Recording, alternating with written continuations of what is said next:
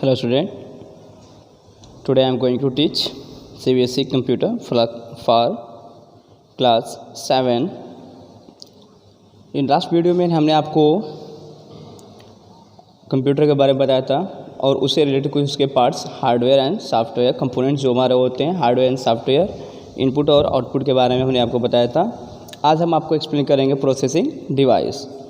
So firstly देखिए यहाँ पर प्रोसेसिंग डिवाइस में कि प्रोसेसिंग डिवाइस क्या होता है। कह रहा है कि अ सेंट्रल प्रोसेसिंग यूनिट, जिसे हम लोग क्या कहते हैं CPU, central processing unit is the processing device of the computer. CPU क्या होता है? किसी भी कंप्यूटर का एक प्रोसेसिंग डिवाइस होता है जिसे हम लोग क्या कहते हैं, ब्रेन ऑफ कंप्यूटर, जिसे कंप्यूटर का ब्रेन भी कहा जाता है। तो आपसे क्वेश्चन कर सकता है कि कंप्यूटर का ब्रेन किसे कहा जाता है, तो क्या कहेंगे आप? CPU को। तो it make all the required calculation and process data into informations. यह जितने भी कैलकुलेशंस होते हैं उसे कैलकुलेट करता है और फिर प्रोसेस करता है। It control all the input and output device. यह इनपुट और आउटपुट डिवाइस को कंट्रोल भी करता है। The CPU consist of 3 unit. इसमें 3 यूनिट्स होते हैं। पहला बता रहा है ALU, CU और MU, means arithmetic logical unit. CU मतलब कंट्रोल यूनिट, MU मतलब memory unit. So let we explain about ALU, arithmetical logical unit. It perform all the arithmetic computations and logical operation. ALU में क्या होता है, जैसे नाम से पता चलता है क्या, अर्थमेटिक एंड लॉजिक। ठीक है, अर्थमेटिक मतलब क्या, addition subtraction multiplication and division. और लॉजिकल मतलब क्या होता है, जिसमें लॉजिकल जैसे is greater than, less than is equal to, greater than is equal to, ठीक है ना, इज इक्वल टू, ये हमारा क्या है, कम, ठीक है, लॉजिकल होता है। तो जिसमें आपको अर्थमेटिकल और लॉजिकल दोनों ऑपरेशन मिले उसे हम लोग क्या कहेंगे, ALU कहेंगे। It perform the mathematical calculation involving addition, subtraction, division, multiplication. और लॉजिकल में क्या होता है, relational operations such as and, or, greater, less than, etcetera etcetera. इसके बाद हमारा बता रहा है CU मतलब क्या होता है, कंट्रोल यूनिट। कंट्रोल मतलब क्या, कि वो क्या करता है, जितने भी इनपुट और आउटपुट डिवाइस है सबको क्या करता है, कंट्रोलिंग का काम करता है। क्या है कि it control and coordinate the activity of all other unit of the computer system. यह कंप्यूटर सिस्टम, यह इट कंट्रोल एंड कोऑर्डिनेट्स, यह कंट्रोल और कोऑर्डिनेट्स करता है। कंप्यूटर सिस्टम के जितने भी कंट्रोलिंग और कोऑर्डिनेट्स, जितने भी वर्किंग होते हैं, टास्क होते हैं, वह CU करता है।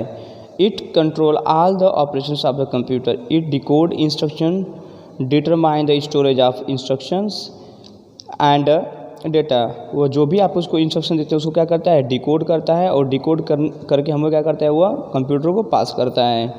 It take data to the ALU and from ALU the memory and then output. सबसे पहले क्या होता है, डेटा कहाँ जाता है, ALU में जाता है। जैसे हम कोई भी कीबोर्ड्स के बटन प्रेस करते हैं तो हमारे डेटा सबसे पहले कहाँ जाएगा, ALU में जाएगा। ALU के बाद वह सीधे मेमोरी में जाता है, और मेमोरी के बाद, मेमोरी से होकर हुआ कहाँ पे, आउटपुट डिवाइस पे वह आता है। इसके बाद हमारा बता रहा है MU मतलब मेमोरी यूनिट। क्या होता है, मेमोरी मतलब स्टोरेज जो भी होता है। It is a important part of the computer system. यह कंप्यूटर सिस्टम का बहुत ही महत्वपूर्ण पार्ट होता है। Memory unit receive data, holds it and then deliver it according to instructions from the control unit. Memory क्या बता रहा है कि memory unit receive data, memory unit data को रिसीव करती है, होल्ड इट उसे रखती है, एंड और फिर उसको जैसे उसको इंस्ट्रक्शन मिलता है उसके अकॉर्डिंग वो क्या करता है, उसको वह डिलीवर कर देता है। जैसे कोई यूज़र है, यूज़र ने क्या किया, कोई डॉक्स फाइल है या फिर PDF फाइल उसको स्टोर किया है। जब उसको ज़रूरत पड़ेगी तो क्या करेगा, उसको ओपन करेगा। तो जब वह हमारे सिस्टम में अगर स्टोर रहेगा तभी तो उसको ओपन कर पाएगा। अगर नहीं स्टोर रहेगा तो क्या ओपन कर पाएगा, वह नहीं कर पाएगा। तो इस तरह से आपका यह MU ख़त्म होता है। इसके बाद आते हैं हम लोग स्टोरेज डिवाइस। समझते हैं हम लोग स्टोरेज डिवाइस में क्या क्या स्टोरेज डिवाइस है मेरा, कि दिया गया है स्टोरेज डिवाइस।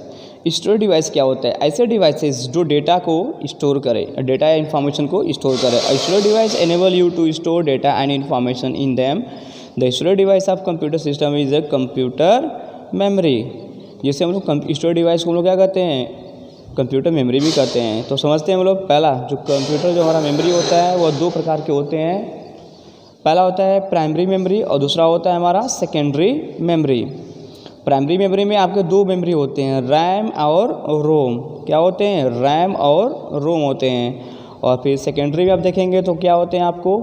हार्ड डिस्क होते हैं, कंपैक्ट डिस्क होते हैं, पेन ड्राइव होते हैं। ठीक है, तो समझते हैं हम लोग वन बाय वन करके। प्राइमरी किसे कह रहे हैं कि प्राइमरी मेमोरी क्या होते हैं? It is often called the working memory, internal memory और मेन मेमोरी। प्राइमरी मेमोरी को हम लोग वर्किंग मेमोरी या इंटरनल मेमोरी या फिर मेन मेमोरी नाम से भी जानते हैं। यह दो प्रकार के होते हैं, रैम और रोम, रैंडम एक्सेस मेमोरी और read only memory. Random access memory मतलब क्या होता है? टेम्पररी मेमोरी, मतलब शॉर्ट टाइम मेमोरी, जो क्षण मात्र के लिए अगर हो, कुछ समय के लिए होता है, उसे हम लोग क्या कहते हैं? रैम कहते हैं। देखते हैं, it is capable of sending end receiving data in a high data at a very high speed. It is capable of sending end receiving data, बता रहा है कि यह किसी भी डेटा को सेंड करने के लिए, रिसीव करने के लिए शीघ्रता से, इसकी स्पीड क्या होती है? बहुत ज़्यादा होती है, जिससे क्या होता है? डेटा जल्द से जल्द पहुंचता है और तुरंत उसको आप रिसीव भी कर सकते हो। It is temporary in nature, यह नेचर में क्या होता है? टेम्पररी होता है। Data stored in a lost when computer is switch off. जब आपका सिस्टम बंद हो जाएगा तो डेटा भी क्या होता है? आपका लॉस हो जाता है। इसे हम लोग क्या कहते हैं? वोलाटाइल मेमोरी भी कहते हैं। दूसरा आते हैं हम लोग read only memory. Read only memory एक ऐसी मेमोरी सिर्फ हम उससे क्या करते हैं? रीड करते हैं, उसमें हम लोग कोई चेंजेस नहीं कर सकते हैं। जैसे कह रहा है, it hold instruction put by the manufacturer to operate the computer. यह जो कंप्यूटर का जो मैन्युफैक्चरर होता है वह उसी समय क्या करता है? इंस्ट्रक्शंस को उसमें दे देता है। It is a permanent memory, यह एक परमानेंट मेमोरी होती है। So it is called the non volatile memory, सब लोग नॉन वोलेटाइल मेमोरी भी कहते हैं। तो आपको एग्जाम में पूछ सकता है कि वोलेटाइल मेमोरी और नॉन वोलेटाइल मेमोरी किसे कहते हैं? तो क्या बताएंगे? वोलेटाइल रहेगा तो बोलेंगे रैम और नॉन वोलेटाइल रहेगा तो रोम। अब आते हैं हम लोग सेकेंडरी मेमोरी। सेकेंडरी मेमोरी मतलब क्या? External memory. सेकेंडरी मेमोरी मतलब क्या? एक्सटर्नल मेमोरी या रिमूवल मेमोरी, जिससे आप लोग रिमूव कर सकते हो, लगा सकते हो, निकाल सकते हो। एक्सटर्नल जो बाहर के, जैसे हमारा पेन ड्राइव हो गया, हार्ड डिस्क हो गया, SD कार्ड हो गया, फ्लैश ड्राइव हो गया, एसेट्रा एसेट्रा। तो इस तरह से हमारा क्या है? यह सेकेंडरी मेमोरी भी ख़त्म होता है। Banking up of the data, किस तरह से हम लोग किसी भी डेटा का किस तरह से बैकअप हम लोग लेते हैं? तो बैकअप मतलब क्या होता है? बैकअप मतलब सिंपली भाषा में समझिए क्या होता है कि डेटा की एक डुप्लीकेट कॉपी बनाकर किसी जगह, पार्टिकुलर जगह पे स्टोर कर देना ही क्या कहलाता है? हमारा बैकअप होता है। जैसे आप देखते होंगे कि आपके पेरेंट्स या फिर जो भी आपके मतलब गार्जियन होंगे, आपके नाम पे कुछ ना कुछ LIC या फिर कोई PF जरूर खुलवा के रखे होंगे। तो वो क्या होता है हमारा? वो जो PF है, जो हमारा LIC है, वही हमारा क्या है? बैकअप है। कभी हमको कभी दिक्कत पड़ती तो क्या करते हैं? हम लोग अपना PF को तोड़वा देते हैं। और फिर इसके बाद हम लोग क्या करते हैं? जो भी हमारी रिक्वायरमेंट, जो भी हमारी आवश्यकता आती है, हम अपनी आवश्यकता की वस्तुओं को ले लेते हैं।